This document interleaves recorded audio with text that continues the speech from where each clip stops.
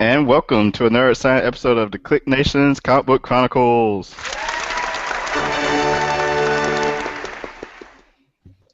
I am your host, Timdogg, and I'm joined tonight by the man behind the sound effects. That is Agent 70. What's up, what's up? And we also have PCN_Dirt from PopCultureNetwork.com. Hi, Mom. Happy Thanksgiving. Yes, that is next week. Yes, Yeah, it it is. Happy And another Thanksgiving. reason for a bye week, right? Oh yeah, definitely no show next week. And maybe I'll do it all by myself. Uh-oh. Uh-oh. Actually, it might be not. It depends where I'm at. If I'm actually at home, maybe I'll record a little short something. Actually, I might do something Friday or Saturday over the weekend. We'll see. Well, see, we're doing all of our Thanksgiving stuff at like noon, you know. Mm. So by the time, this point of the night next week, everyone else in the household will be asleep. It'll be all turkey coma. That's right. Be out of it for a while. So then the Yeah. house is mine. Depends on if I don't know if I'll be at home or if I'll be at Adam Black's house. So, and then my 15-year high school reunion is that Friday. So next Friday night. We never had a 10-year, so getting together for the 15 instead. Nice. I think next year is my 20. Mm-mm. My age. This year's my 20. Yeah, so 1 year older than me. There you go. And I'll be Tim's- going. Tim's a little pup. Yep. I'm the middle pup on the show. But yes, so last week, Agent 70 and Dirt recorded episode 45 of. We're up to 45. We held it down. Yeah, we're getting close to number 50. It was the best show we've ever done. I'm anxious to watch it this weekend. Let people know, at least right now, if they're watching live, because we record on Thursday nights at 9 p.m. Eastern Time. But let them know where they can go find the episode right now. Well, right now, if you want to catch last week's episode of Comic Book Chronicles, you have to head over to PopCultureNetwork.com. As you know, Pop Culture Network and The Click Nation do a lot of stuff in association with each other. So last week, as Tim was gone, we recorded the show without him. Like I said, it was a fantastic show, and you can catch it over at PopCultureNetwork.com. Yeah. So again, many thanks to them. And so now episode 46, and we're getting closer to 50. We'll, of course, hit 50 before the end of the year. So we need to try to figure out something special to do for number 50. I believe Roddy Cat was saying we need to, of course, since we're getting close to the end of year, we need to do end of year type awards. Yeah. Best of, worst of, things of that nature. So if you have any thoughts or ideas for that, make sure to hit us up and let us know what you want to see on our 50th. Sure. Hit us up on our Twitter handles. We need to do an award for like the Brian Wood hottest, sexiest book of the year or something like that. What would get your vote?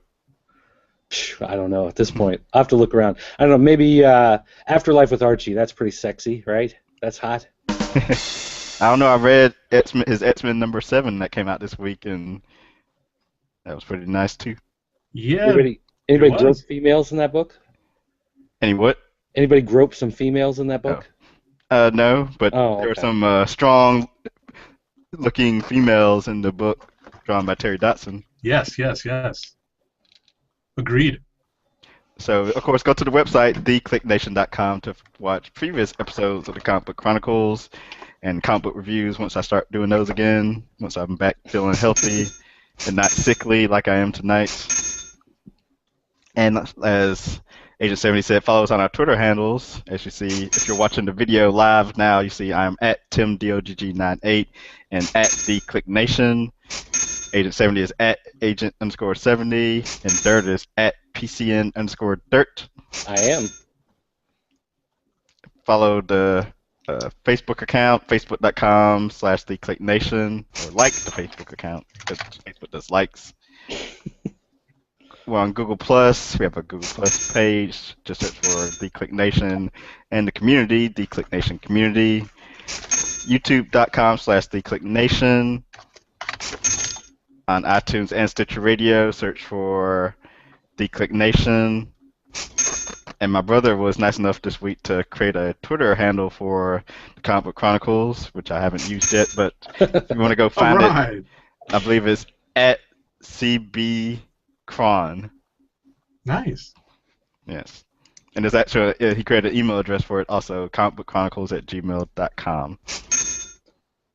So once I actually feel like it, I'll start using the email account and the Twitter handle. Probably sometime next week or after the holidays. Sounds good. And I think that's all the plugging I usually do at the beginning of these shows. I take a week off and I'm a little rusty. But I do know that usually after the plugging we get to news. So that's what we do. That's what we do. STORMWATCH was canceled, or announced to be canceled. Yeah, I was gonna say, is anybody really surprised and or upset? No and no. I will say I'm upset that the Wildstorm characters couldn't catch on in the New 52. I'm not surprised. They didn't. I don't think they did a very good job of trying to integrate them, really. Well, I mean, to be honest, most of the Wildstorm characters didn't catch on. I mean, Jim Lee sold it to DC because it wasn't making money on its own. You know what I mean? So it's like they tried, they integrated some of them, and they tried to mix them in. But I mean, really, when it comes down to it, they weren't characters that were, very strong or had a big fan base to begin with. I'm so like the only Wildstorm stuff I know is from when Wildstorm first launched. Back when the Wildcats was, I guess, sort of new and fresh. The Covert Ops Team, or whatever the cat stood for. I forget now. Covert Action Team, I think. Yeah, Covert Action Team, and trying to remember who, Grifter and Backlash, or Blacklash, whatever his name was called. Right. Back then, and I know they went through a bunch of different iterations after I stopped collecting comic books during the dark period, as I call it. Dark period. AKA the period when I was in college and I really couldn't afford to collect. So I'm not sure what exactly happened during that time, and that I'm sure that's when the readership fell, and so. Did any of those Image launch books really break out? I mean, Spawn is still going, but it doesn't sell in very high numbers. It's just kind of limp. Yeah, Spawn and Savage Dragon probably. Yeah, and Savage Dragon is also limping along. You know, that doesn't sell in very high numbers. And Youngblood is like a joke of the comic book industry, and Wildcats has disappeared, and Shadowhawk has disappeared. Yeah. Pit never went anywhere. Union never went What was the anywhere. Top Cow one? Cyberforce. Fathom? Oh, Cyberforce. Cyberforce, which they tried bringing back, and they did it. They had to do it for free to get people to get them. It has a book now, doesn't it? Yeah, they just relaunched it, and the first 4 issues were supposed to be free, and then after that, you're supposed to buy it, and nobody's buying it. Right. Interesting. Yeah. I picked it up when it was free, and it wasn't that engaging, honestly. It was free, and I was like, "Ooh, free comic!" And then I started reading it, and I got about halfway through, and I was just like, "Ugh." Agreed. Yeah. So yeah, Sailor V, Stormwatch. But I guess when the announcement was made earlier this week, they did one good thing about it is the final issue is going to be drawn by one of the people that participated in the Harley Quinn Zero. And I guess technically Wildcats, though, hasn't been a New 52 book, has it? They just had Stormwatch. It was Stormwatch, Grifter, and who was the stripper? Voodoo. Voodoo. Oh. A couple of characters have appeared in other books, like Ravagers and Hellspawn was in Action. Yeah, that's right. No. But oh well. Yeah. Let's see. Marvel announced who the new mystery member of Guardians of the Galaxy is going to be. I thought they would get the spoiler music. Only Spoilers. because when we found out, I was like, really? It makes sense. Spoiler! Like I said, when I saw it, I was like, okay, yeah, it actually makes sense. The character. So yeah, he did the ding ding. So spoiler. Spoiler alert. We're about to talk about it. It's Venom, who of course What? it's the alien symbiote. Right, that's their justification for it. It's the alien symbiote. So that's the cosmic connection. Right. So is he getting a new host? It looks like Agent Venom. Right, gun-toting, It's still Flash Thompson? Well, we don't know. We have to see next week's Superior Spider-Man arc, Deadly Hours or whatever it's called. How that ends. Oh. Hey, wait a minute. Do we have that? I hope so. I hope we also have Uncanny Avengers. Hmm.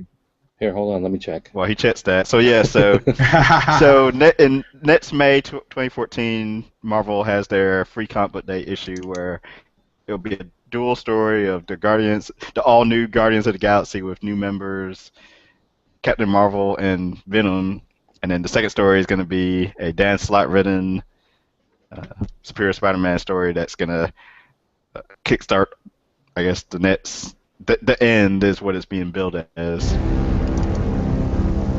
Okay, we've got the Superior Spider-Man for next week, but I don't see Uncanny Avengers. I see Uncanny X-Force, Wolverine the X-Men, Superior X-Men, Superior Carnage, Avengers Arena, Scarlet Spider, Savage Wolverine, New Avengers, Indestructible Hulk, FF, Deadpool, Ultimate Comics, X-Men, Avengers Assemble, All New X-Men, Guardians of the Galaxy, and Hawkeye. I like how they put New Avengers in there, but I have to wait to read Infinity before I read that. Oh, no, wait. New Avengers isn't completely unlocked yet. Hold on. It's like it's there, but you can't actually read it yet. Oh, okay. All right. But yeah, because it takes place after Infinity #6, which is the end of that, which I'm actually looking forward to. Yeah, which I noticed they didn't give review copies of Infinity 6. Well, yeah, I figured they never give the final part of the event series. I guess, but I mean, it's Infinity. I mean, it's like Secret Invasion. It's one of those where you're gonna get to the end, it's like, nah. It just sets up the next stage. Yeah. Whenever that Inhumanity #1 comes out from Corporal and Fraction, I'm guaranteed that'll be a advanced review. Yep. They always any new #1 is always almost an advanced review. I've noticed from Marvel. They want that word out there early. Yep. But so yeah, and when that free comic book issue comes out, it's gonna be Nick Bradshaw from Wolverine X-Men will be joining the art team because Wolverine the X-Men is canceled. Did y'all talk about that last week? Yeah, we did. That's my co-host. Although Young Avengers is also canceled, so I'm guessing they're going to do Wolverine and the Young Avengers.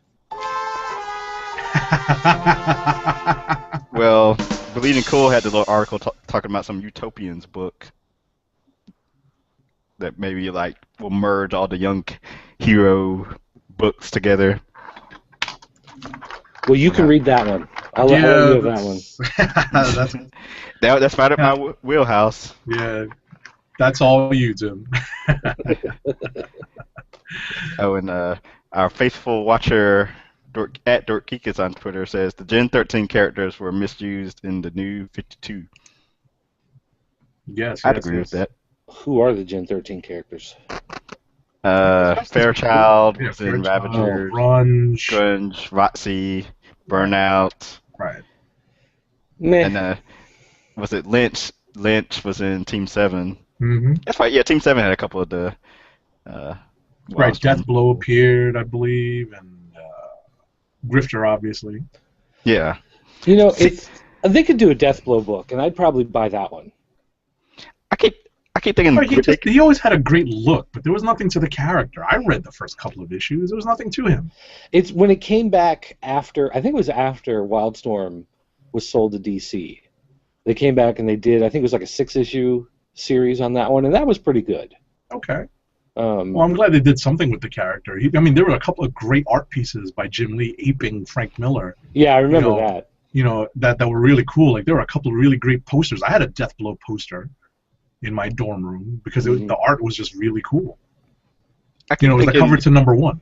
I keep thinking Grifter is a character they could, if used correctly, could be interesting. He's just Gambit with a rag on his face. Yeah, I guess the visual. I thought he dumped the trench coat in the. Oh, did he? Okay. And actually, Gambit has 2. That's funny. Speaking of Gambit, I'm actually looking forward to all new X Factor. But back to news. DC released a Thanksgiving image for Batman Eternal.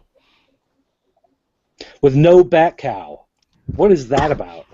Because Batcow, that was in that other book that is going to be canceled or was canceled. Batman Inc. Was it Batman Incorporated? Yeah. I'll take 4 Batcow books over Batwoman any day. So, dun dun dun. For those that watch the DC All Access YouTube show, who was it? Jeff Johns or Dan Dido or somebody gave clues from the image, like pay attention to James. Look at his body language. Looks like he's under arrest. Mm-hmm. So there's that, and there was an owl, of course, on the tree because the Court of Owls is a big thing now. I've got it here.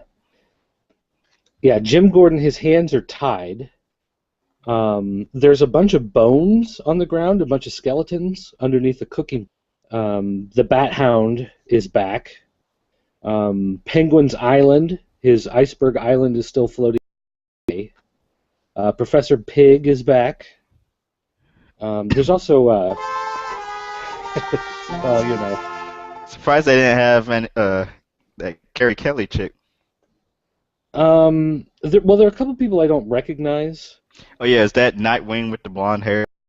Right, a lot of people are speculating that. Or it's a new one, Right. new Nightwing. But behind Batwoman, there's some guy with like a red hood, half mask, and I'm not sure if he's supposed to be what was the Mexican Batman from Batman Incorporated, or if he's a different character, because he looks too thin to be that guy, but that's what the guy in Batman Incorporated wore, to be the same guy or not.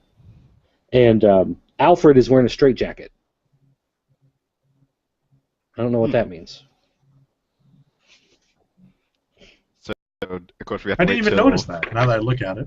We have to wait till February. See, there's Alfred in a straitjacket. Oh. Yeah. So there you go. Like I said, I didn't even notice that the first time. If I can get the glare to go away. That's Maybe all right. you I've get got the sent image to on. Maybe. What do you think about the? You probably don't care, but what do you think about the rumor of James Tynion taking over Nightwing? Doesn't mean much to me. How about you, Dirt? I mean, he's all right.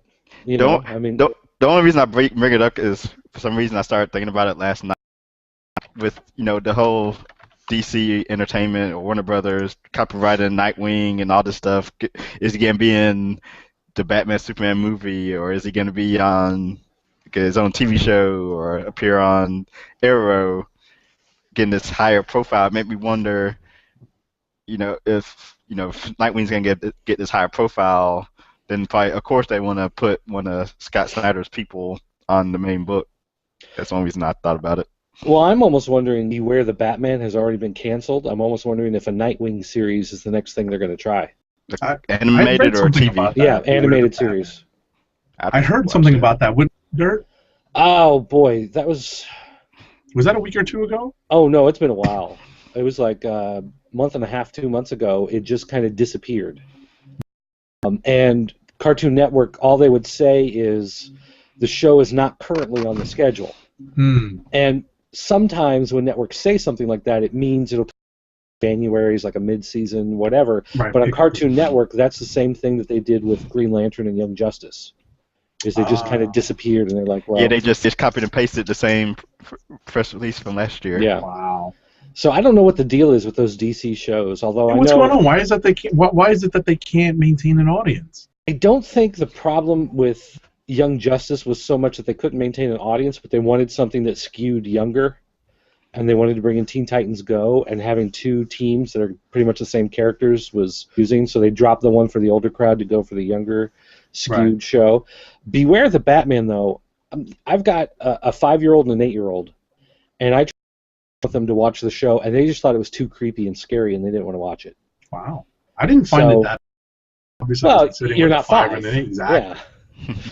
So I mean, but this is something that they've been saying for several years, is that male action type cartoon just really can't get a foothold anymore. The big one was Thundercats a couple of years ago. That was supposed to be a huge deal, and they pushed all the toys, and they had the show, and all these people were tuning in the show. Great, but it just couldn't get a foothold on that for whatever reason. That boys, market. It's like that market is Pokemon and Ben 10. You know. I mean, I think Avengers Assemble is still doing okay. I haven't watched it in a while. Avengers Assemble skews a little differently. It's a little more younger friendly. Stuff like Young Justice has that overall arc, where it's like episode to episode to episode to episode is building the story. Right. Whereas Avengers Assemble still kind of breaks down into that. You can watch that little cartoon and be done with it, That's the whole point of why they got rid of, one of the reasons they got rid of Earth's Mightiest Heroes, besides it not being produced by Disney, was was it Jeff Loeb said they wanted episodes that continued the story one after another. He said that it was too hard for kids to keep up with it. Yeah. Right. They need something 30 minutes and it's done. And the only thing that's really that's new that's kind of come along and really gained a foothold is Turtles, the new Turtles series. But part of that's part of the nostalgia. There's a lot more older people that watch Turtles, but then it's also made for very young. It's not made for 12 to 14 as much as it's made for like the 6 to 9-year-olds.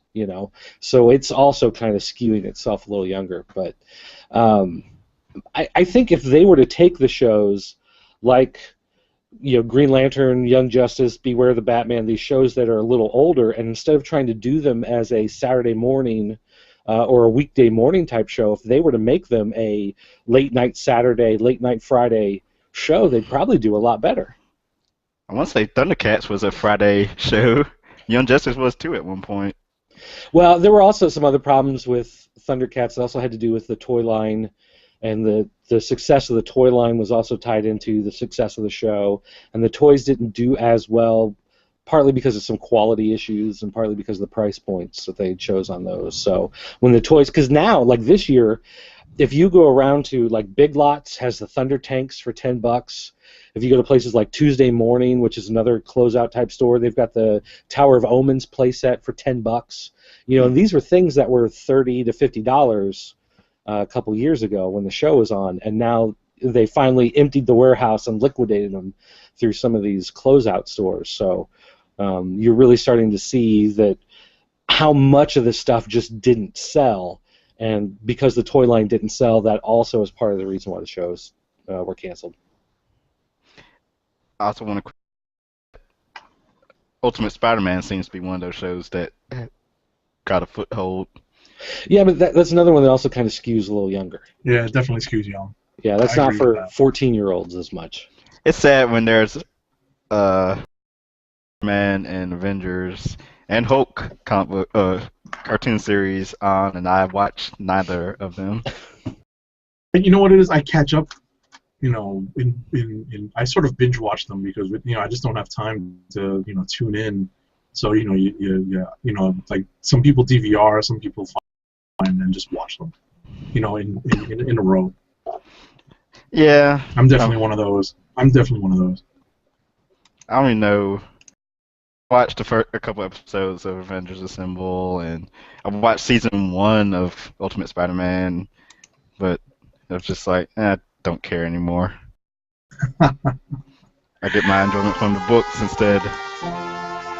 And when is Disney slash Marvel gonna do a X-Men cartoon again? Damn it!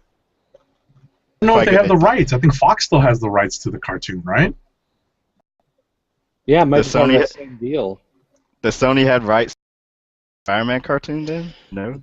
No, there was Is that something totally else though different? with the Sony deal because they had worked out whatever rights with. I think they bought the Spidey cartoon rights back. It was like straight money. Yeah. The X-Men. What's funny about the X-Men deal? I mean, I don't know all the details now that I think about it. Think about this: Wolverine has already showed up in Ultimate Spidey, so maybe, maybe there's some X-Men rights that have come back, but I don't know. I don't know why they wouldn't do a full X-Men cartoon. I think the time is right. Well, it's because it's X-Men and X-Men suck. Ah. I also had. I'll ignore that, but it also thought. It also wonder what iteration could they put for a cartoon? Because usually the cartoon will try to sort of mirror something that's going on in the books, kind of, sort of. It's like, what would They'd they? have to end. Yeah, it's like, what would they? What version of the team would be on the show? There is no version of the team right now. They so could do they'd have to Wolverine and wait. the X-Men. They could do Wolverine full of younger kids. I mean, that's Yeah, I something that would guess. fit. Years ago, or at least that same named That's right. cartoon. Oh yeah, that's right. I completely forgot about that one. That did exist. And that had terrible toys also. It all comes down to the toys, I see. Oh, it does. I also want Young Justice on Blu-ray. Damn it! All the 1 and 2. Oh yeah, see. You reminded me of something. Movie. Oh, so what is it? I know Amazing Spider-Man 2. I saw some article talking about, how they're building their Spider-Man universe, and they want to have like spin-off movies, and after Amazing Spider-Man 4, and the Wolverine Mangold, he was saying that the Wolverine sequel will use another Wolverine comic book story, but he didn't say which one he was going to use. So take that for what it's worth. I wonder what that could be. He probably doesn't know. He said he has a story in mind. Of course, it makes me think to what current stories could they use now, because everything current has to be used, even though it was old. Because it makes me think like the Fantastic Four getting their red color scheme outfits makes me wonder, for universe movie reboots, are they going to have red in their uniforms? Everything that happens in the comics, I think, ties into movies somehow. And it could also be one of those things where they give them the blue suits, and then halfway through they have that big battle that they lose, and they're ripped up, so they have to go back and, they got to regroup and repower, and they get the new red suits, for the big final battle. They can do something like that. Karate Kids, you're the best around. You're the best around. Training montage, baby. And then they'll do some sort of joke where Human Torch is like, I don't know. It's like, we have to do this. Who else would be the Fantastic Four? Incredible Hulk, Wolverine, Ghost Rider, Spider-Man? I don't think so, buddy. See, Did we ever talk about Thor? Did we ever talk about Thor: The Dark World? I haven't seen it yet. That's why we haven't talked about it. Okay, I saw it last week. You, Dirk, did you get around to seeing it? No. So I'm planning on seeing it tomorrow, or at least some point over the weekend. So maybe next week we'll do a quick review. Okay. I will say I was not crazy about the mid-credit scene. Oh, okay. That is all. Well, Understood. I can tell you that when I can watch it from the comfort of my own home, but I'm not going to pay $8 to $10 to go see it. So we'll talk about it in. You can talk about it whenever. You're not going to spoil it for me. All right. We'll talk about it after Thanksgiving because I won't be watching it until Saturday or Sunday. All right. All righty. What else we got in news? There's a couple things going on, I think. Wait, what did we talk about the Flash getting a stand? No, but thank you for bringing that up. So he was going to have a backdoor pilot near the end of season 2 of Arrow, but CW decided to cancel that and just give him his own full pilot whenever the Flash show starts. Yeah. If anything, Warner is having a lot more luck with their live action stuff as opposed to their cartoons. So, more power to them. At least they're getting the word out. Their direct-to-Blu-ray movies still do really, really good. Right. Right. They're serialized cartoons. Yeah, for some reason, weekly cartoons just haven't been working for them. Speaking of which, the Justice League War release date sometime, I think February. It's usually 2014. Okay. All right. Let's see here. There's a little bit of news. As the general counsel of the Comic Book Chronicles, I am qualified to talk about this. Warner Brothers has won the most recent appellate court decision over the Superman rights in its battle against the estates of Schuster, actually. So. The Siegel case was decided, the Siegel family heirs had decided that their share of the rights previously, and ultimately now the courts of Brothers has the copyrights to Superman, and no one else, they're the sole copyright owner, and no one else has any right to claim any form of ownership over Superman. So now they're free to go forward and do what they want with the character. Kind of sad. They still, Siegel and Schuster still get their names, up on the credits whenever there's a in the comics on the first page. But that's the first, that's the first real lesson that every comic book creator remembers now, is to, shield themselves and their own ideas from, shielding them from the big corporate companies. Well, I mean, part of that is the whole work for hire, argument. For a lot of those guys, it's like, you do the work now and you get a paycheck now, and if the book fails, you don't give the money back. Right. But if the book is wildly, the company that really made the investment on it, they're the one that they're going to reap the rewards. Exactly.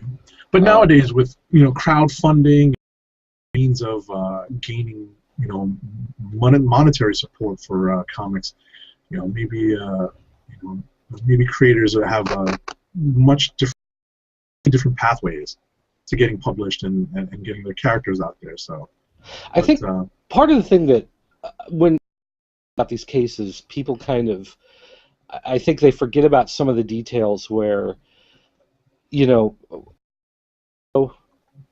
was as much a force behind a lot of the characters as Jack Kirby, but Jack Kirby was the one who gets a lot of attention. Bob Kane created Batman technically, even though he lifted a lot of his material from other stuff. Right. But it wasn't really his work on the character that made it as popular and that gave it all the other characters and made it what it was. If Siegel and Schuster had been people working on Superman for 20 years and it became something, you might have a different argument that maybe you could make, but so many different people, threw their creativity into the well, it's kind of hard to say that they created the initial ideas, but it's not really like you could say that the success of the characters is because of them, right? Themselves. So I think it kind of gets muddied, and it's like, yes, Warner Brothers has made a ton of money off of Superman, and if they were to lose the rights, the company would, crumble in many ways. But at the same time, they were the ones putting up the money, to keep the books going. Right. And lean publishing years where people weren't buying that many comics, it's not like comic creators were saying, well, I'll fund my own Batman comics. Right. Give you the money. No, absolutely. I mean, listen, it's a product of, the whole situation is just a product of the times and just the way work was, work for hire worked back then, for lack of a better way. So, but anyway, moving on. Any other news before these comics? I'm done. All right, let's move on. So, comic book news or comic book reviews. Yay! This is the point where I start to scroll down the comic list site, waiting for Dirt. Which they've redone. Did you guys notice that they redid it this week? No. I use Comixology's pull list website for all. Comic list. But I see. Do your kids read the Adventure Time and regular show books from Boom? Care.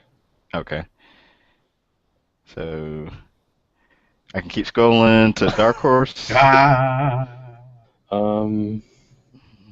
Anybody, Bueller? I want to read Buzz. Chance yet? I like the series in general. I like issue 1. I still haven't read issue 2 yet. I like the idea of it. You know, clever idea that this guy gets superpowers from being drunk and wasted and uncontrollable. He goes into rehab, and all the villains decide that this is the best thing for them because he won't be drunk and powerful anymore. Like it's a really neat idea. I just haven't had a chance to read. Was this issue 3? And Brain Boy number 3. I've read issue 1. I still haven't read issue 2 yet. Same here. Same here. I liked issue 1. Yeah, I did too. Sorry. I think I'm a fan Sorry about that. You're off the show. I think I'm a fan of Lente, however you say it. So that's Dark Horse. Let's see anything else in there. All right, the 5th Beetle thing came out. Yes, I actually wanted to mention that. I wanted to pick that up, just didn't have a chance to really look at it. I didn't realize that was this week. They sent me a review copy of that. How was it? I don't know.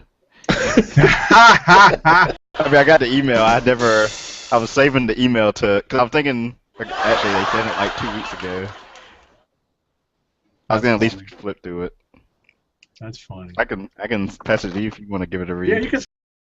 All right. That's not a problem. All right, anything else? Some Star Wars books, and yep, that's it. Yeah, I don't see anyone else interrupting, so. right. Going twice, go. DC had some stuff. Anybody DC? What? DC books? Never heard of it. There wasn't much for me to I read half of a DC book before this. Oh no!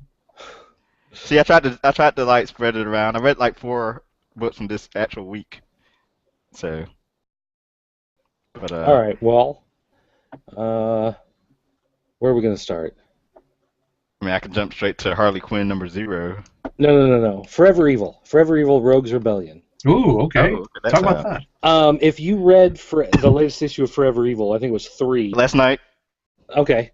Well, it showed the Rogues fighting with who was it? Death Shade, or what the hell is that guy's name? The Firestorm. Deathstorm. Yeah, Deathstorm and Power Ring. I started reading this book, and I got a couple pages into it, and I'm like, I've read this story. What is this new? Are we sure this is new this week? And then I realized it's retelling part of that story from Forever Evil. But then it gets to a point where they jump through the mirror and the mirror shatters, and instead of following, I think it was Captain Cold, who you saw in Forever Evil, meet up with Lex Luthor and Bizarro, instead this follows the rest of the Rogues, and it tells their story of what's happening at the same time. So I actually really enjoyed this because it is really directly tying into Forever Evil. And it is really, while this one character in this, the rest of his teammates are over here somewhere else trying to figure out how to link back together. And they do end up in Metropolis, and so you get to see what Metropolis looks like without Superman to save everybody. So that's kind of a depressing sight to see. So I did enjoy this book a lot, especially because it ties into Forever Evil. And this is one of those that if you just read Forever Evil and you didn't read the first issue of this, at least read this part of the story of what happens to the rest of the Rogues after they get separated from Captain Cold and Forever Evil. Like, this ties in very well. Okay. Side note, I saw Forever Evil Argus came out last week. Did y'all read that? I did. No. Argus was the weakest of the 3 books. So Oh, Rogue's Rebellion is good, Arkham War is good, but the Argus one, it's just Steve Trevor and a bunch of rubble trying to find other people to put a team together to try to fight the bad guys. I mean, that's really all it is. The Arkham War didn't really do much for me. I had to see how the second issue is, I guess. Well, that was the one with Bane, and that told the Yeah. story of Bane coming in and doing his thing. So, I I mean, guess sorry, I did like him splitting up the Gotham into different precincts or districts for the villains. That was kind of cool. well, actually, the villains are doing that. Bane wants to come in and wipe out all the villains and put it all under his territory. That's the point of the war there. So, Greedy I don't know. bastard. I just thought Argus, it really didn't. It felt like what happened in the entire issue could have been like the first 5 pages of, oh no, the bad guys have coming. What the heck is going on? And stuff's blowing up. And hey, we need to get the team together. But like that's all they did in the first issue. Okay. Going through. Okay, I guess if no one read Green Lantern's New Guardians 25, then we can do Harley Quinn number 0 Go for it. with the various creative teams. Actually, the writers are Amanda Connor and Jim Palmiotti, with about 12 different artists who each got a page to illustrate. And so far, it's, like I said, I'm only like halfway through it. It's actually kind of fun. I liked seeing all the different artists, and I liked how they acknowledged who the writers were for the most part, except for whichever one was set like in. It was the page where Harley Quinn was a sexy secretary. They never said who the artist was on that page, but I liked the art, whoever that was. Okay. You just like sexy secretaries. Hey, who doesn't, man? That is true. But they had like Jim Lee and Tony Daniel and Becky Cloonan. Charlie Adler, Art Baltazar, Yeah. Darwin Cook, Sam Keith, Bruce Timm, Stephanie Rue, Trad Moore, Chad Harden, Adam Hughes, Dave Johnson, Dan Panosian. I think that's Jeremy- Stefan Rue. I think that's a dude. Oh, is it? Yeah. Jeremy Roberts and Walter Simonson. Yay, Walt Simonson. Yeah, his page. It's funny because like I was looking at his page and I was like, who did this? And then she finally said Simonson because she's fourth wall and all throughout the whole thing. As various websites said, she's DC's version of Deadpool. Oh, is that how they're playing her? Okay. Yes. So I'll find out when I finally get around to reading this. That's we'll good. see if I actually keep reading the ongoing or not, because I don't read Deadpool either. Half for this reason. But yeah, the Issue 0 was fun. At least the half that I've read. Mm.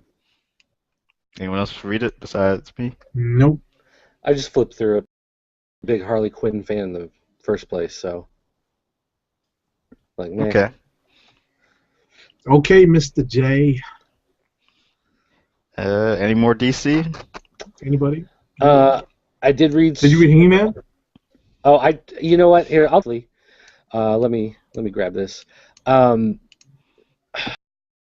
that they have, they got Dan Abnett to start writing it, and Abnett and Lenning are the two guys who do all the outer space stuff. Right. At Marvel, they did Nova, and they were doing All that. Right. yeah, all of that great stuff. So they bring in Mhm. Dan Abnett to do the story, and the story's pretty good. But then they bring in Raphael Kenayanan. I don't know how you pronounce his name, and his art is literally scribbles. Yikes. I mean, it looks like he's got a Sharpie in one hand and whiteout in the other hand, and he's just kind of Yikes. scribbling side and white lining on top of the other side, and just kind of working through the whole page that way. And it's like, I don't know how the colorist can color this book, because the artwork on the inside, like, is there. And Mossman, they've basically turned into the Swamp Thing of the He-Man universe. So he's got giant plant tentacles coming out and, you know, creating vines and everything. And it's just like random smears of black lines just kind of just all over the page. And you can't, like, where the vines are wrapped around the person and where the person is. You just kind of see a face in this jumble of black loops. And it just, if this was someone's, like, college credit art class experimentation, then boy, that's kind of interesting. But as a comic book I paid $3 for, that I'm trying to, it was just terrible. Like, I hope this guy is only for this 2-part story and he doesn't come back, because I can't take it. That's pretty terrible. Thumbs down on that one. But Supergirl was actually a lot of fun. As part of this Krypton Return story, they've split the Superboy and Supergirl to different times in Krypton history, Kryptonian history, I guess, whatever. And so she's fighting these clones in the past, like clone. I want to say Clone War, but that's a Star Wars thing. On Krypton, they were trying to, doing a lot with eugenics and trying to create the perfect beings, and everything is controlled in a lab and whatever. And these clones are almost like mutants, where they're not completely like a fully formed being, but because they're alive, they're struggling to exist. And she's kind of stuck in the midst of them, and they don't know, they don't want to trust her. They don't know who she is, why she's there. It creates all these, uncomfortable situations where they're trying to attack her, and Hell reappears. Hell! And the thing is, they do one of these stories where Hell is attacking Superboy at one point in time and Supergirl time, but he's doing both simultaneously. So Hell, if he gets a Supergirl, he's bleeding in Superboy's time. And then he says something to Superboy and Supergirl's too. So Hell has somehow developed this power to exist in more than one time simultaneously. So it makes for, it's kind of giving you certain parts of the story that I guess they'll flesh out, like, in the next issue, whatever, they'll show you the other sides of what's happening. But I kind of like that hard to follow time travel stuff, so I kind of enjoyed it. But I could see how a lot of other people would get frustrated. They would take one look at that, kind of give up. So, have you been keeping up with the Krypton Returns? Yeah, I have. Do you like it? I like it so far. It's a question of where they're going with it, or exactly how it all plays out. I know that they've already announced that at some point in the next month or so, as part of this, I guess, that Superboy is going to die, be replaced by a different Superboy. So I'm just kind of waiting to see how that actually plays out. And on the one hand, it's kind of like, now that I know that that's happening, I'm kind of waiting for that point to happen, Mm-hmm. And I'm almost afraid that my expectation for how that's going to play out may be too high for when it actually comes. But I mean, so far I enjoy the story. I like that cover artist. Yeah, that's very manga inspired, right? I know he did the Superboy and I guess the other issue covers. I guess I'm assuming they're all interlocking. Yeah. Paulo Sequeira. He's good. I mean, if you're an artist, you don't care so much about the story, but you want to just look at pretty artwork, I mean, this is the book for that. He does some gorgeous stuff in here. Nice. That's why. And it gives you some nice Supergirl butt shots for all you guys that like that. Yeah. Says we need to check out Zenescope to get that.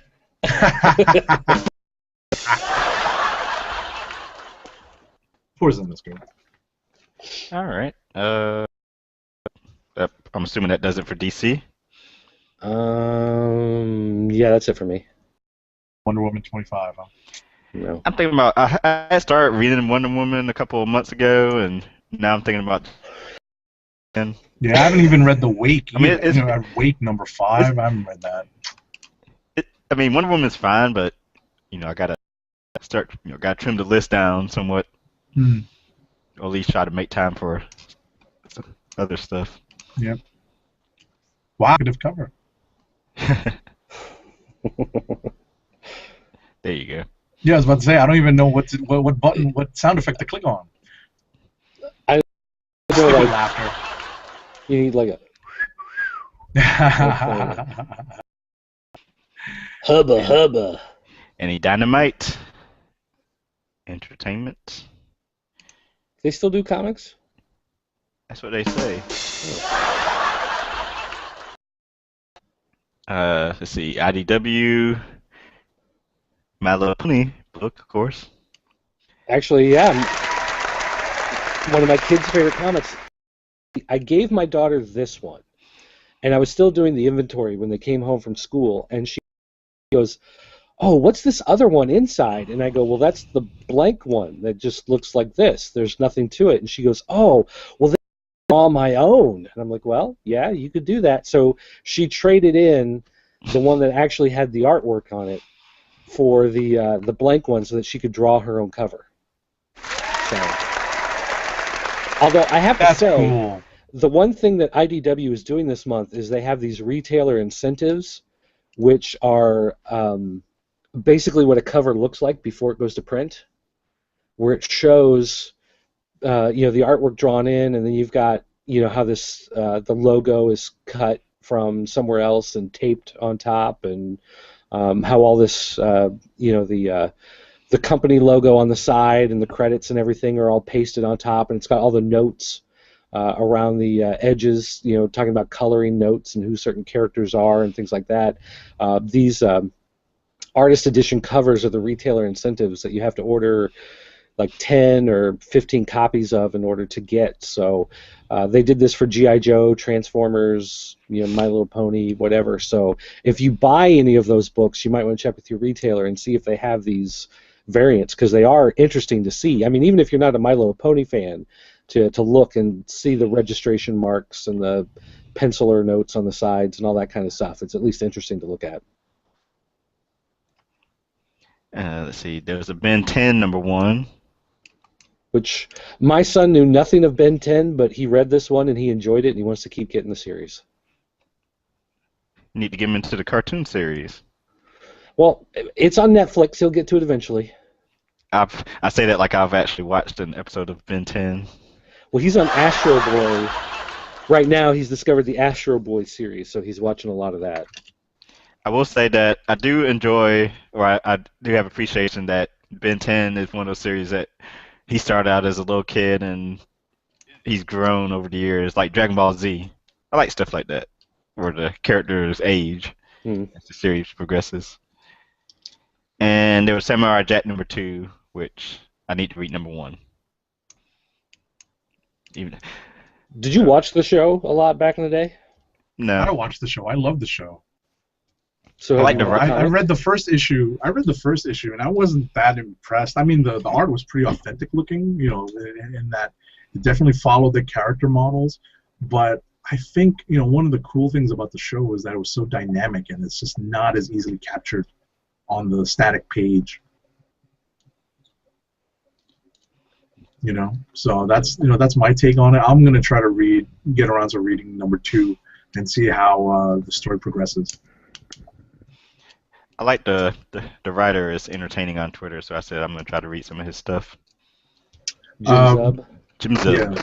I just wanted to mention one of our faithful watchers slash listeners, Roddy Cat, tweeted, "How does one read a comic book strictly for the art/artist? I don't get that." Easy. It's because you don't care about the story. Yeah, you don't care about the story. You're not actually reading the book. It's like a flip book. Yeah, it's like a flip book. It's like an art book. Yeah, it's an art book. You're just, oh, this page looks nice. Oh, here's another nice looking one. Right. The sequential art and storytelling just kind of lost on us. If you're just looking at it for the art. I will say it needs to be like a superhero book for me to just enjoy the art. It can't just be like people standing around talking the entire time. If that makes a difference. Hmm. Okay. Image. What's worth mentioning? It wasn't a lot that came out this week. Yeah, Sex Criminals #3. I finally read #2 last week. Yeah, it's like a lot of stuff's been on hype. Like, I haven't seen I just noticed like Invincible Universe hasn't come out with anything in a while, and it's about time for like Velvet #2 and Deadly, whatever the controversial book Pretty Deadly. was. It Pretty Deadly. Right. Things like that. The one I haven't read this latest issue, but I have read, this is issue 5, and I think I've read up through 3 of Sheltered. And it's basically a group of like survival preppers, I guess they're called, building like their own little community where they're going to have their own water supply, and they've got guns doomsday and ammo. preppers. Yeah, Right. doomsday preppers. Yeah. The kids being raised by the doomsday preppers realize they take the thought of the doomsday prep to the next extreme, and they think to themselves, if we have to survive, the resources are going to be scarce, then the best way for the children to survive is to kill off the adults, because the adults are going to use more resources than the kids, and that's more for the kids, and the kids are I going had to to live click longer. laugh on that. I thought that was pretty funny. Idea, like, that makes sense. You know, if So you're we need to taking, kill the adults. yeah, if Oh you're going wait, to I'm an take it adult. No. to that extreme, if you're going to take it to that extreme of, you know, you have to survive over everybody else, have to survive over the adults.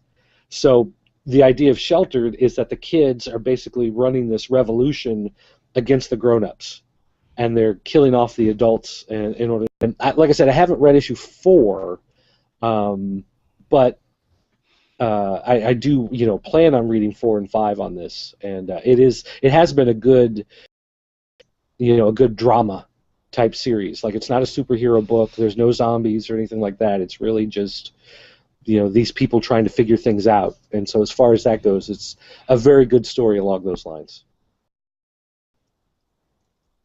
A character study, I guess you could say. Ah.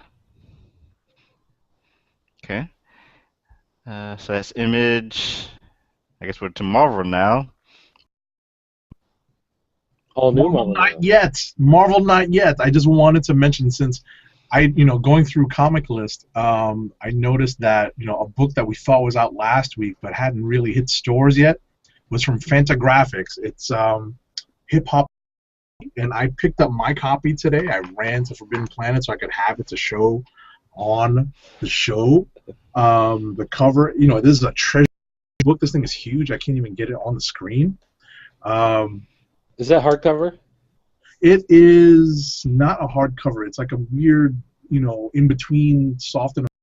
There's definitely a cardstock type cover. But it's like it got that plastic coating to it. Yes. Okay. Yes. And it's a, you know, it's a great package. Just like what we were discussing. The pages are kind of like this artificially aged, you know, yellowed newsprint style, but you can definitely tell it's not newsprint.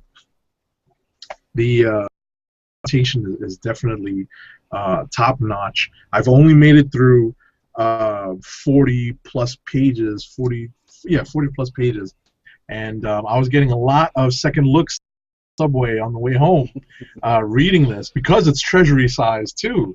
So, you know, you've got this big, gigantic comic book, and everyone's watching me read it. And I can tell you that, you know, wearing headphones, no one wanted to like stop me and say, "Hey, what are you reading?"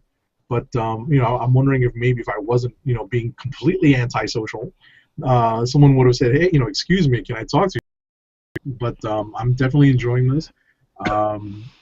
You know, like I said, I'm only about 40 some odd pages in, and this book, I believe, is the first of a couple of volumes, because it only goes up to a point in history, you know, that's still fairly early on in the history of hip hop. So I'm looking forward to additional volumes of this. So Hip Hop Family Tree, everybody, if you can find it, you'll probably be you'll probably find yourself lucky if you go to the bigger comic book stores, or you can find this on Amazon. I believe Roddy Cat might be one of our listeners who found this on Amazon. Yeah, I mean, it's one of those things that your store probably won't stock, but I Right. believe it is still available through the distributor. So if you ask them to order it for you, they can still order it and get Definitely. it shipped in a week or two. Definitely. So give this a shot, people. You heard the man. All right, Yay! Now it's Marvel Now. Let's see. Avengers number 23. The final core Avenger book before Infinity number 6 drops next week. Okay, and you can tell by my clapping, I was very jazzed reading this today. Yeah, it was Very fun. jazzed. I was never crazy about the Neil used art. Mhm. I remember a couple when he first started on. I'm assuming it was New Avengers with Bendis. Because I remember reading a couple of issues, seeing the book here and seeing, I guess it was right before Secret Invasion started, and I was like, I don't know, his art just looked kind of like, it didn't look clean to me. Right, it's definitely not the world. But now, I guess maybe I have a better appreciation now. It's like his stuff is awesome. This Avengers work is, and I like this Hulk stuff earlier in the year too. Right. I mean, he's definitely evolved a lot. Like he started out he's been in this business a long time. He was doing Wolverine for a long time. Yeah, I was gonna say I liked his stuff when he was doing the Dark Wolverine. When that first took over the Wolverine, when Wolverine just kind of switched it. I think it was issue 75 and became Dark Wolverine. Oh, that's really recent. I'm talking about like when he was doing regular Wolverine, like way back when. Well, I think when he was doing that Dark Wolverine stuff, I really liked. Mm-hmm. I think coloring has a lot to do with creating depth, and I think coloring, you've heard me say it before about Garney's work on Thor. Right now, the coloring is really right. The coloring now, the way colors are really manipulating our depth perception with the different shades and the hues. It's really adding a lot to the art. But this issue of Avengers 23 dealt with the Avengers off-world trying to get past the peak station, board peak station, to get back to Earth to stop Thanos. And I like the little opening segment with Steve and the different the different leaders of the alien races helping to stop the Black Dwarf on the peak station. So that's basically all the issue dealt with. I love this book. It was action packed. Like, this is something that gets you out of the midday doldrums at work. Believe me. I was reading lunch break and I was like, yeah, son. I was definitely ready. I'm definitely ready for Infinity number 6 because there was just a couple of just great moments in this, and it's so weird, to see, former enemies, obviously standing together, spoiler alert, but it's hard to say spoiler because they've been kind of fighting on the same side for 6 issues. Come on now, people. It's funny to see like Color, the Super Skrull, and Ronan the Accuser, and Glad, kind of teaming up, and whatchamacallit, and Annihilus as well, teaming up to take down the Black Dwarf, Thanos's, I guess, general that was protecting the space station. It was kind of cool. I enjoyed this issue. I was torn. I wanted, I thought about maybe putting up, Hip Hop Family Tree as my click of the week, but this, I think, was my click of the week. There's a great scene in this, spoiler alert again, with Shang-Chi. I thought that was pretty cool. I'm trying to remember that scene. Well, basically, he's left standing. Him teleporting and whatnot, but... No, Shang-Chi, Master of Kung Fu. Not Manifold. Yeah, I'm saying he got transported with Manifold and right. Widow. All right. So that's Avengers 23. Did Dirt read Cataclysm: The Ultimates #1 of 3? I did. What'd you think? Well, let's see here. I'm trying to remember which one this was. There's been so many Cataclysm books in the last couple of weeks, and they all Yeah. kind of trod this. So far, I've read the 0.1 issue and Cataclysm: The Last Stand #1. I mean, part of the problem with what they're doing with these books is that they know that there are some people that read Ultimates that don't read X-Men. Some people that read X-Men that don't read Ultimate Spider-Man. There's some people that read Spider-Man. So it's like each one of these books covers a lot of the same period in time where Galactus kind of appears and everybody freaks out. So it's like it's hard to straight what's happening in which book because they overlap so much. The big thing in this one is that you find out there's a cult, AIM, that is actually worshiping Galactus because they look at him and they look at his technology and they look at the Galactus swarm and they just realize that that's the best, highest pinnacle of technology, and so they worship and they're ready to sacrifice themselves for Galactus so that he's like the natural next step in evolution to be part of Galactus. And SHIELD decides that it's time for them to break out their secret weapon. So I won't spoil what it is, but SHIELD has this secret weapon that they've been holding at bay for a while now, and they realize that if anything is going to stand up to Galactus, this is their secret weapon that's going to do it. And that's where it ends.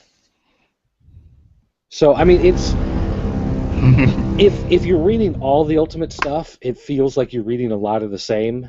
But I guess if you haven't read, the other book, this will probably be exciting because you're seeing all this stuff kind of unfold for the first time.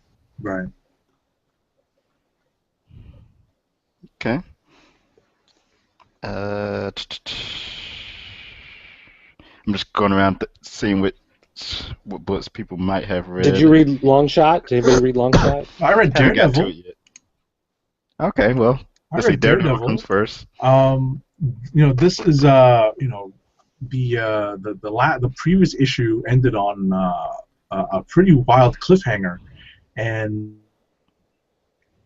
this issue we see the mission of that, and we also get to see it's kind of a weird two-part story where some of the classic monsters in the Marvel U make an appearance in the Daredevil book, and it was just kind of weird and just kind of out of the blue. Wade tries to tie it into this whole Sons of the Serpent storyline that he's been weaving for a while now, and it just seems out of place. But at the same time, it's kind of it's still well done. So, it's sad to see. We all know that this run of Daredevil is gearing up for its conclusion, and I'm kind of sad to see it go. This is kind of a weird two-part, I don't want to say, side trip, in the grand scheme of things, but that's what it seemed like. I still thought it was well done. It just seemed like it's kind of out of place in the grand story that Wade, I think, was telling in this particular. It doesn't feel as important. Yeah. Definitely not as important. And while we get Tim So let's see. Ricola. That's right. Hey. So no, I haven't read Longshot Saves Marvel Universe #2 yet. I'll get to it. I did read Superior Spider-Man Annual #1, and this is supposedly ties into.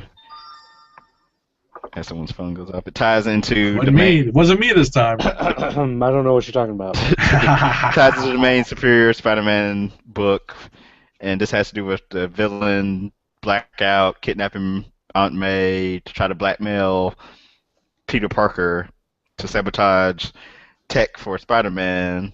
No, not Aunt May. I muted my mic that time. So,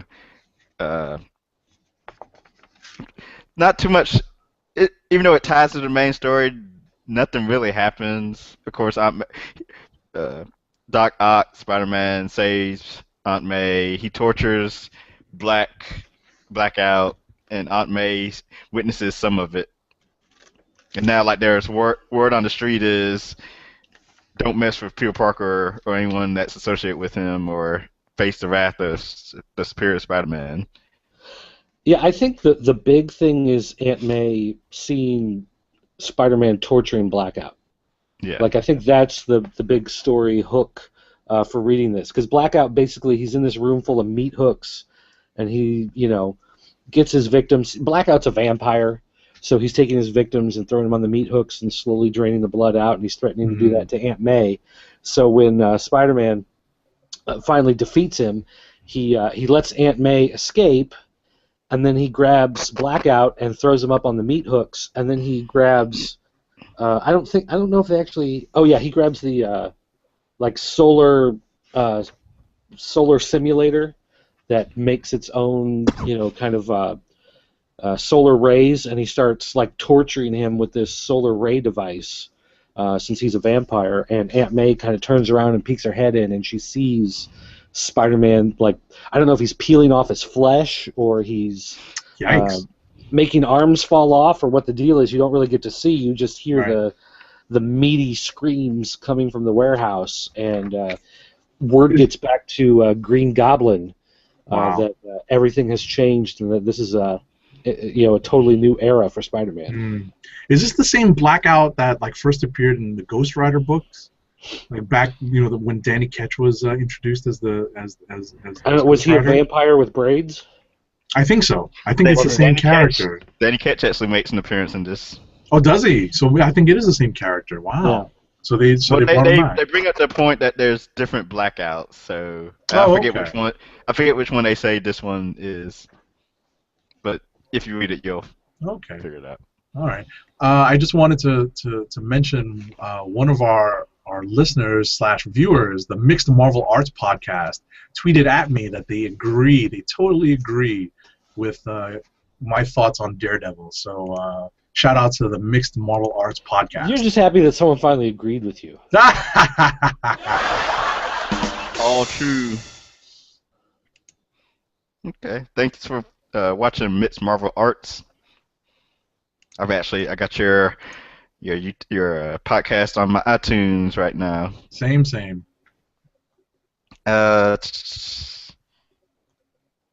What's the read? Uncanny X-Men number 14. Yeah, no one read Secret Avengers 11, huh? Did you read it? Nope. Yeah, I stopped reading Secret Avengers. I'll get around to it eventually.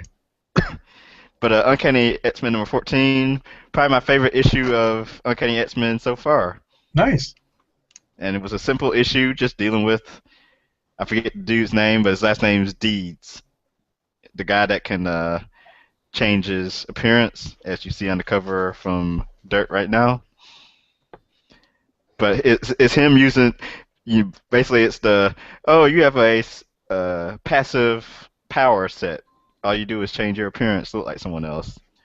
But then Emma Frost sort of takes him under his wing and takes him out into the field, quote unquote, field being the real world, showing him how to use his power. She takes him to Atlantic City and says, "Go flirt with that woman," because basically we learned that his power is more than just changing his appearance. It's he takes on the appearance of whoever he's next to, but then he also releases pheromones and gets the person to feel comfortable around him. So sort of manipulation type skills. And then while he's doing that, she sends him on one last training session, and I won't say what that involves, but it ties back into sort of X-Men related stuff. Okay. It was fun. Just the whole issue was fun. Nice. And they announced something about he still doesn't have a code name yet. They almost give him the name Morph. Morph? They shoot that down. But there's a revelation about him in the book, which I won't spoil. and they treat it, Okay. and yeah, I'll just leave it at that. All right. And let's see. X-Men #7, which Dork Geek has asked me earlier today if I had read, and I told him I'd get to it, and I did. Got to it after I got home today. And Roddy Cat even has something to ask about this too. Hold on. With the Brian Wood revelation, would we still be reading this, or do we even care about what happens to Brian Wood if we care about? The whole he flirted with someone and. I actually listen. I like this book. I read this today, and I actually enjoyed it. I have no idea what's going on with Wood and whatnot, so I'm probably gonna keep reading it. I guess that's my answer right now. Right. Especially because I enjoyed this issue. I enjoyed it too. I'll probably keep reading it. This just like with X-Men #7, just like with Uncanny X-Men, X-Men #7, probably my favorite issue so far of X-Men. Okay. Terry Dotson's art was great on it, and agreed. This is part 1 of 6, so get ready for a long story.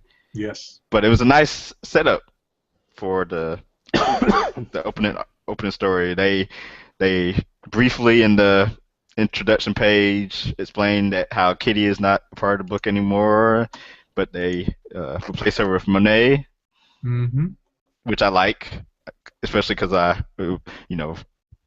originally collected the Generation X book, but I know nothing about her from that book. Then till now, right? Yeah, then till now. Like I have no, I still like even back then when that book was in publication, they would always just teased her power set. Right, and they completely went, they took her origin and just there's so many twists and turns in it. Yeah, I know she's been in X Factor, so if I had read that, I probably wouldn't know everything that's been going on with her. But right, sorry, Peter David, haven't been reading it. Yes. Well, you and 3/4 of the comic book industry. Right. Hey. Oh. So yes, we know Dirt doesn't read X-Men stuff, so. And it's funny because when the whole Battle of the Atom thing started, I really enjoyed it, and I was like, hey, I may start reading X-Men stuff because I really enjoyed Battle of the Atom, and then Battle of the Atom ended, and I was like, nope, not reading X-Men stuff for a while. So you did like Battle of the Atom? Until the end. Oh, okay, you didn't like the end. It ended in typical Marvel event fashion. Nothing happening. Yeah, nothing happening. Oh, Shield's making Sentinels. Why is that such a big surprise? Yeah, whoop-de-doo. So yeah. I think that's all the Marvel stuff I read this week. Yeah, anyone read Young Avengers? Not yet. That's ending. Yeah, me neither. Did anybody read the Cable and the X-Force? That is my book, but I have not got to it yet. I'm surprised. I like that cover. I'm disappointed that the book's ending. Because they're merging it to make it another X-Force book. How many X-Force books do we really need? They're getting rid of the uncanny adjective. I thought that was in. Speaking of this cover, isn't this the cover to The Social Network? Don't tell me my man. Oh yeah, that's right. That movie. That's right. Don't tell me my man Salvador LaRocca's doing ripping off Greg Land. No, don't say such things. Don't say such things. That's insulting. Can I tell y'all how hyped I am for Uncanny Avengers next week? I read like the little comic book resources had the 4 or 6 page previews of it, and like how Rick Remender's tying into all these different timelines from like all his different books and other stuff in the Marvel universe, like Marvel 2099 and all this stuff from his Uncanny X-Force run, and it's just, and then the art from Steve McNiven. I'm hyped. That's cool. Especially with all the time stream stuff that's going on, it seems like it's gonna set up probably like the next big event next year. That's cool. Did you guys hear that being able to do that? Wolverine Max is canceled? Didn't it just start? Well, this is issue 13, and I think it's going to stop at 15, maybe? 15 or 16 it's going to be ending. Oh. Okay. So Anybody yeah. out there reading it? No. And I didn't read. That's why it's ending. I didn't even read the Marvel Knights X-Men last week. Mm. It's like, yeah, I don't care about that. It's just too many. It's just too many. It's too much. Hey, we didn't even talk this. We didn't talk That's TV shows this week. I just realized because nobody. Yeah, I didn't. I didn't well, even I get did to watch watch S.H.I.E.L.D. this week. Agents of S.H.I.E.L.D. or anything else. It was the Thor tie-in. Well, that's why I avoided it because I didn't want to spoil episode. anything. And you Wait, wouldn't have been spoiled because Did you watch it? I watched Tim? it. Yes. How deeply does it tie in with Thor? Like, is it one of those things where if you haven't seen Thor, it's gonna be? It ruins nothing from Thor. Oh, okay. It ruins absolutely nothing from Thor. I still want to watch Thor first. Yeah, they go to clean the. They're like damage control. Okay. Oh, I like that book. That book can come back. That's all they do. Okay. And they, All right. and you should play a drinking game for every time they say Thor. No kidding. Yes.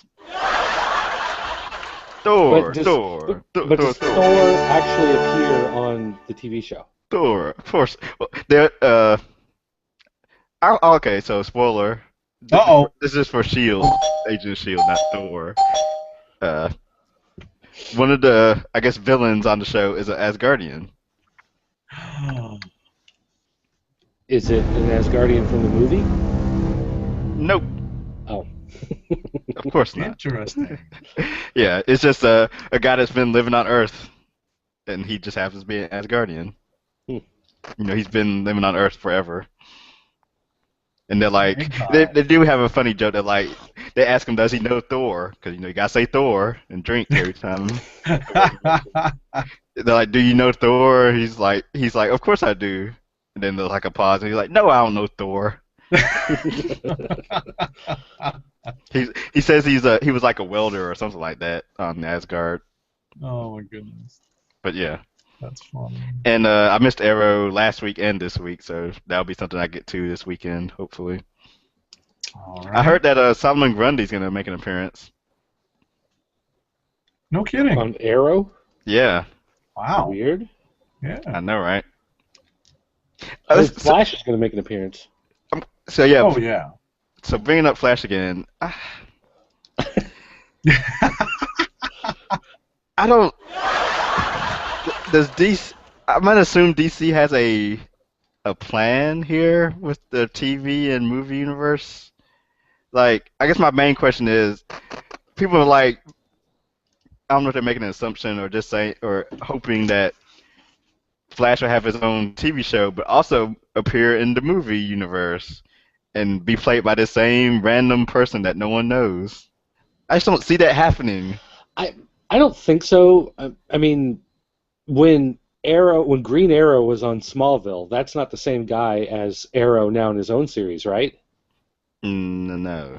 I mean, is there any connection think between so. the character on Smallville and this guy who's currently in Arrow? Mm-mm. Yeah, So. I don't think there's going to be any sort of crossover in that regard. So you think when Flash makes But that's weird now because I think Smallville predates the whole synergy and like kind of crossing over that they want to do now. I mean, look, Marvel's doing it to a very small extent, and I think Tim, I think your instincts are right. I don't think they're going to tie in so much, but they may be laying the groundwork, like a framework for it. But I don't think they're going to use the same actors. But I mean, if you look at the new Superman versus Batman movie, it's Superman from Man of Steel, but it's not Batman from The Dark Knight. I mean, it's a sequel to Man of Steel that happens to have Batman in it, but it's not Batman from any previous movie or TV show or series, animated series or anything. I mean, it's just like its own Batman. And that's one thing that DC always kind of does is it's like the artist's interpretation. It's like when you make a movie is different from the comics. So when you make the movie, that's your thing. It exists where it exists on the TV screen or on the movie screen or whatever. It's not the comic series, and that's why, Superman from Smallville is not the character from Man of Steel, the movie. When you do these types of things, I don't think anything, as much as they may, CW, if CW makes another CW show that ties in with a DC character, if they make a Flash TV show at the same time they're doing an Arrow TV show, you may see those characters interact, but you're not going to see a Man of Steel movie with this kid who plays Green Arrow coming in and being Green Arrow in the Man of Steel movie. People are like thinking that's going to happen. I don't see that happening. No. I can't see this TV. Nope. I keep saying no name TV people, but yeah, no insult intended, right? But I can't see these TV people. Like I can't see Stephen Amell, whatever his name is, standing next to Jim Caviezel and who's playing Batman? Ben Affleck. Affleck. Same with this Flash dude who looks like he's 14. Yeah. I don't And think then why give Flash a TV show when he could have a movie? Well, but if they do a Flash movie, it'll be a different character completely from Flash TV show. That's right. Just confuse I think it's part. I think it's part just of confuse everybody. I think it is part of that idea, though, where, I mean, did anybody who watched Smallville forever get confused when they went and saw Man of Steel that it wasn't that kid? You know what I mean? Like, it's not. Just DC has this thing where artists create what they're doing. They have an idea for the character and they put it in a different medium, and that's for them to do.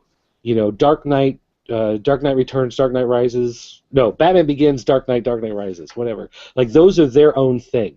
Like that character will never appear in any other outlet except for there, and none of the other characters. Character, right? Yeah, and none of the other versions of characters appeared in that universe. It's its own standalone thing. So they may do a Flash movie at some point that ties in with this Justice League framework world that they might be working with cinematically, but that doesn't have any impact on what might be happening with TV, and that won't impact anything that might happen with a animated series, and that won't impact anything that happens with comics. It's like each division is allowed to explore the world in their own way, and they may be successful, and they may be Green Lantern the movie. I mean, it's just you got to let them try their own thing and see what they can do.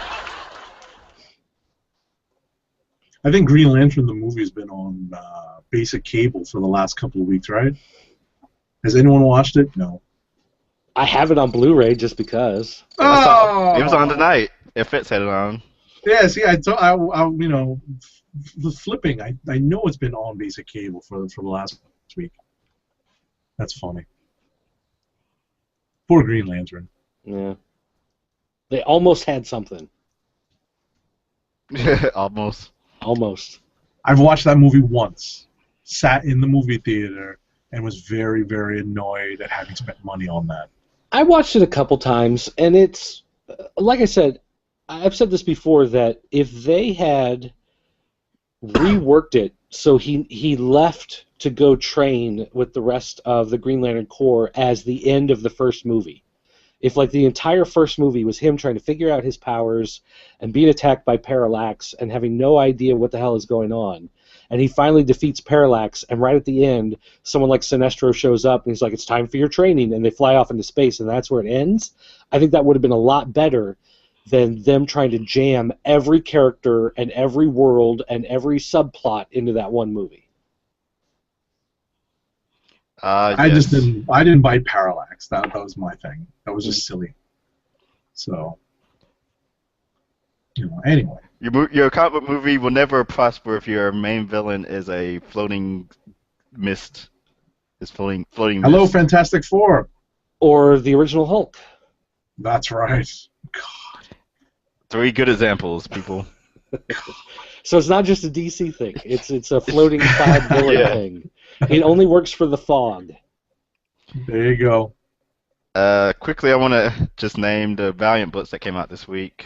Yay, Valiant. Bloodshot and Hardcore number 16, Eternal Warrior number 3, Exo Man of War. So Man of War number 19. Listen, Eternal Warrior number 1 and 2 were pretty good. I just have to get around to reading number 3. I did read 1 and 2, and I read Unity, which came out last week. Unity number 1, read that over the week, or last week. Okay. Okay, first issue. That's about all I can say for it. All right. So, I guess click of the week picks now. Well, I've already spilled mine. Mine was Avengers number 23. That was awesome. I guess since I typed up Uncanny X-Men and X-Men, I should choose between. I'll choose Uncanny X-Men number whatever that was. 17? 14? 14? 14. 14. Yes. I was going to say, I haven't been that many issues. What would Dirt go with?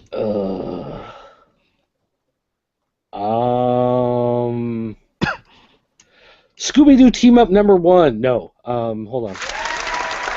My Little Pony. Gosh, I don't know. This to me was such a mediocre week. It really was, which is good because it's giving me time to catch up on stuff. Oh, listen. I enjoyed Avengers 23 immensely. I don't know about mediocre. Next week's gonna be big. At least from Marvel, next week's gonna be big. I'm seeing, but DC, I'm not sure what they have next week. I guess I would have to go with Supergirl. That was the one. Yeah, you talked about that for a while. The artwork was really good, and I am enjoying the Krypton Returns storyline. I know it's with L. I can. I love saying it. That's I can honestly say though that I know it's not for everybody, but I enjoyed it. So there you go. All right. Yeah, you've been hyping up Supergirl for a while, which is why I've added it to my reading list, even if I haven't read it in the last couple of weeks. It's on the list too. Well, and one thing I noticed on this particular book is that the other writers for Superman and Superboy are credited on the cover, so they are working much more closely than some of the crossovers in the past, where they are, the group is sitting down together and figuring out what their characters are doing, and they're all collaborating on the story, as opposed to, this is the story through Supergirl's eyes, written by this one person, and then when you read the next one, it's like, now it's all Superboy's story, The other characters are appearing, and they are, interacting that way, so that's probably a good sign overall. I do have a question for you. How do you feel about Supergirl joining the Red Lanterns? Oh, good question. Well, that's going to be an interesting visual, huh? When I read Lights Out, but you not care. Well, I mean, I don't. I'm not appalled or offended by it. It's not like I'm suddenly, I'm quitting this book. How dare they? When I read Lights Out, I enjoyed the Red Lanterns, and I enjoyed what was going on with them. And Guy Gardner, he's like the mole, but he ends up, basically taking their side and everything. So, I'll give it a shot. I'm not dreading it. I'm not necessarily excited for it, but I'm not afraid of it. So, I'll read it and see what happens. I guess I want to see how they get to that point. Like what gets her to. Yeah, as long as it makes sense and it's a good story, I'm not. It's not. I can't sit there and say, well, this character would never do that. How dare they? If they've got a story for it where it works, then I'll read it. I still think it's going to be a very interesting visual. All about the visual. With the Red Lantern, you know what they do. They're basically puking half the time.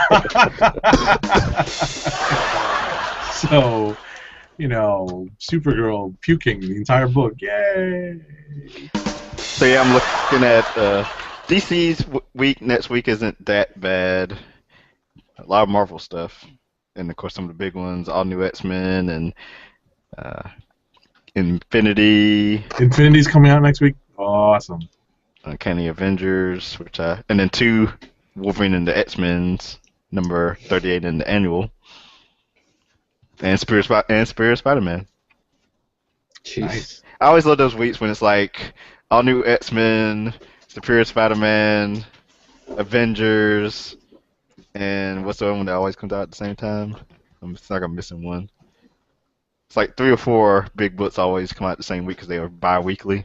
Mm-hmm. But anyway, uh, thanks for tuning into tonight's show. Yeah. Once again, follow us on our Twitter account at TimDogg98, at TheClickNation, Agent 70 is at Agent_70, Dirt is at PCN_Dirt, and he is at PopCultureNetwork.com. Check out his website. Yeah.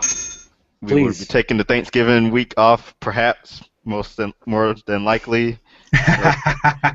Just stay tuned to TheClickNation.com. Happy Thanksgiving, everybody. Yes, happy Thanksgiving, and enjoy the turkey and dressing and the family. Did you just call and me a friends. jive turkey? Did you just call me a jive turkey? I did. With your beard. Beard and glasses. And we are the Comic Book Chronicles, and we are signing off. Yeah.